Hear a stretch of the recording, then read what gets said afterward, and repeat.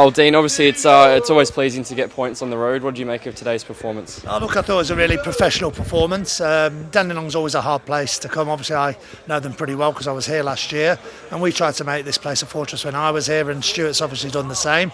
But I thought the team were really patient, maybe got a bit frustrated first half, but the second half performance was outstanding, and I thought it was overall a really good professional job.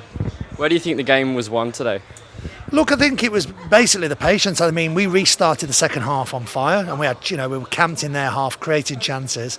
And I think it was the ability to move the ball quickly. We talked about it at half time. Louis addressed a number of points that were really important that we thought they hadn't done as well as we can do. But overall, once we tweaked a couple of things, moving the ball quickly, and I thought the second half started with a tempo for the first time on our terms.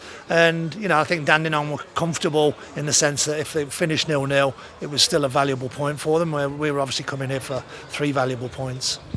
In the early stages of the second half, when we were creating chance after chance but couldn't find the net, were you ever worried that it just wasn't going to be our day? You always get worried when you keep creating chances and you don't take them. Calvin's had a couple of great chances that he's created himself. Maybe he'll be looking at that and we'll show him in the video with regards to the finish, because he's got himself in great positions. 2 of them he's really created himself. But you start to worry, you start to think, well, we're huffing and we're puffing. The keeper's made a couple of good saves as well. They've defended quite well as a team.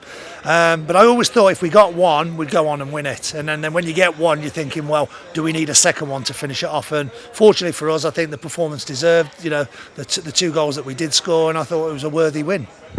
Looking at the results since round 1 when we lost to Port Melbourne, it must be pleasing to see the boys sort of kick on and bounce back from that opening defeat to really string some good results together. Yeah, definitely. I mean, I know we're all disappointed from Louis at the top, through to all the playing group.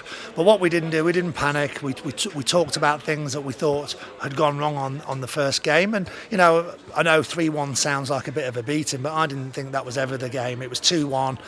We were pushing to try and get an equaliser, got caught in the very last minute to make it 3-1, so it looks a bigger result than it was. I still feel we could have got something out of it, but sometimes a defeat is where you learn more of your lessons as a team, of our strengths and our weaknesses. And I think what the boys have done is we've hit the ground running since. We've worked really, really hard in training, and I think the results have shown in the last 4 games. We've won, the four games in a row. It's a great run.